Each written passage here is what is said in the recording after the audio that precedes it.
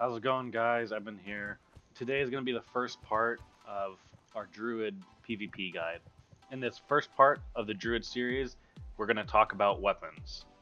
As weapons are able to be switched out while in combat, this allows high-skilled druids to switch weapons out on the fly. Whether it's in cat form, bear form, or caster form, druids can use a myriad of weapons to aid and strengthen their combat. So we're going to slowly break down each weapon category, when to use them, as well as best overall stats needed on weapons.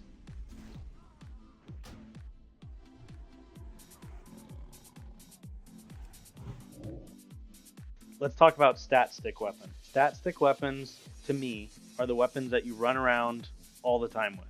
These are the weapons that you will be seen wearing the most, and you'll have equipped when you're out in the world. These allow you to enter combat with higher stamina and intellect than you otherwise would.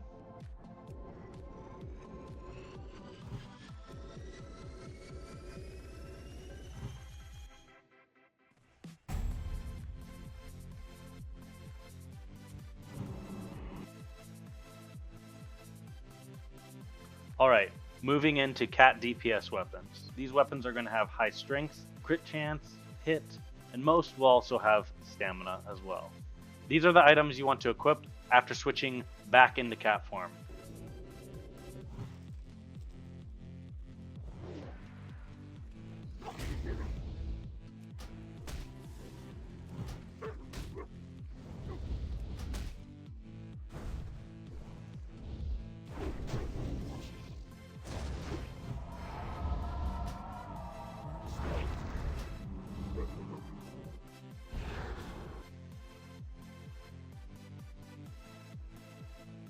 Bear form and flag carrying weapons. Now these weapons will have high amounts of armor, which are extremely important when in bear form, and also oftentimes you'll find stamina on them and sometimes defense. High armor weapons allow you to get the bonus that you find in dire bear form.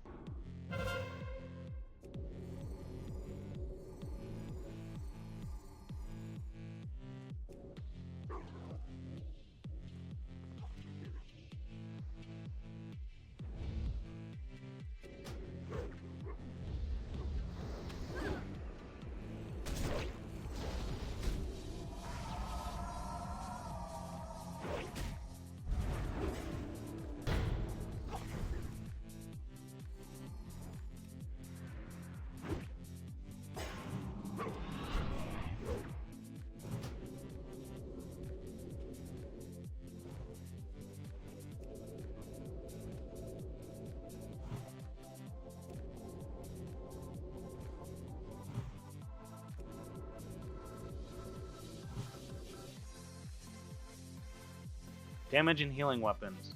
These items will allow you to equip offhands, they will allow you to perform more specialized roles, and these items will allow you to increase the damage done by your dots and increase the healing you receive from your hots.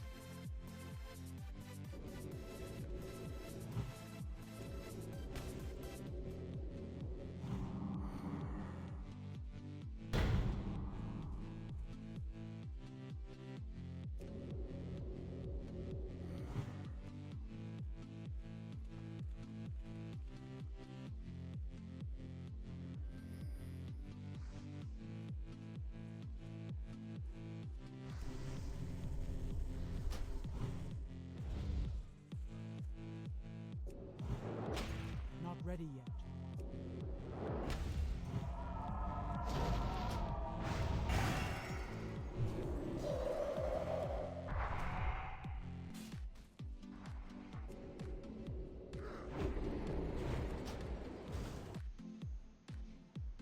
Okay, now let's talk about offhands. Offhands obviously are paired with your one-handed weapons. Offhands will allow you to have increased damage, increased healing, stats, or sometimes on-use effects. On-use effects can be found on items such as Skull of Impending Doom, Furblog Medicine Pouch, and Ancient Cornerstone Grimoire. Offhands allow more customized gameplay, and when used in the right situations, can alter a fight in your favor.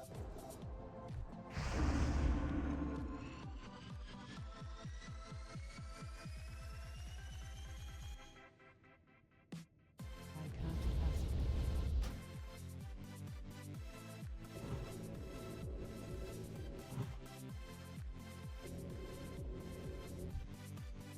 Now that we understand the different types of weapons that we have available to us and the importance of switching while in combat, let's talk about why we open with a stat stick weapon. Opening with a stat stick weapon can sound counterintuitive.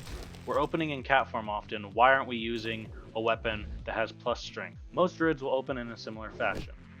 You start out in cat form, approaching the enemy. If they're seated and you can guarantee a crit, or if they're very low armor target, then fine, open with a Ravage. However, most of the time you want to use Pounce. Your next abilities will cost mana. Whether it's switching into bear form to perform a charge, putting up your dots, throwing out a hot, all of these require mana. The amount of time that you spend in cat form is very little. This is why we want to start with a stat stick. Shifting out of cat form after applying our first bleeds will allow us to spend mana from our stat stick. For example, Insect Swarm and Moonfire together cost right around 500 mana. Using a stat stick, such as Trindlehaven Staff, gives us around 500 mana. This means we can essentially cast a Moonfire and an Insect Swarm for free. After casting these two abilities, you will lose 500 mana, but switching over to another weapon essentially negate this mana loss. While this may sound overwhelming, simply macroing in weapon swaps within your cat and bear form ability will make weapon swapping a breeze. As swapping weapons is off the global cooldown, this enables you to quickly swap to a weapon before performing a skill. For example, easily switch into a tank weapon right before casting bear. How you switch weapons is completely up to you. Depends heavily on your gameplay and how much you'd like to micromanage your in-combat experience. You can easily set up macros to instantly swap when you enter or leave a form, such as cat form or bear form. You can macro to specific spells, such as Moonfire or Regrowth, or you can manually change every time. I personally opt for a combination, as obviously every time I enter bear form I want a high armor weapon, but not every time I enter cat form do I necessarily want something with strength or crit on it, as I could be using cat form as a means to re-enter stealth, go for a drink, etc, etc. It's obvious that over time Blizzard created more weapons that are specifically for druids. You can see this in AQ and also in Nax. You have items like the Mace of Unending Life, the End of Dreams, and obviously if you're extremely lucky and your guild helps you out, Adiash has a druid version as well. These later endgame items will have attack power for your cat and bear forms, as well as having healing or damage and healing effects on the weapon as well. Once you get to this stage of the game, it's much less likely that you'll switch weapons in combat, as having something like the End of Dreams or Mace of Unending Life is pretty much always equipped. There's also items such as the Ironbark Staff and Mindfang in AB, which are helpful because you don't need to switch through weapons as much, as they kind of contain a little bit of everything. They have damage, they have some armor on it for bear form, and they have some stats. However, you will often find that switching between items is still better than using these weapons, as they're kind of jack of all trades. However, they don't have the best stats for specific forms. Such as bear form, you're still finding weapons that are higher armor. Cat form, you can still find things that obviously have much better strength, crit, agility, things like that. And there's many items out there that still will have more damage and healing than both of these items. Okay guys, I know that was a lot of information, but I think this really will help you take your druid gameplay to the next level.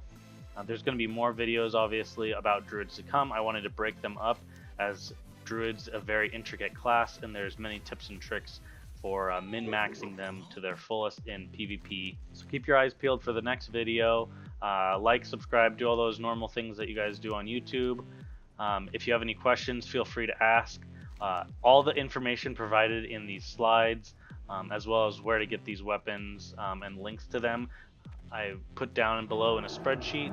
So please favorite that and bookmark it so you can use it later. So yeah guys, thanks a lot for watching, and I'll catch you in the next one.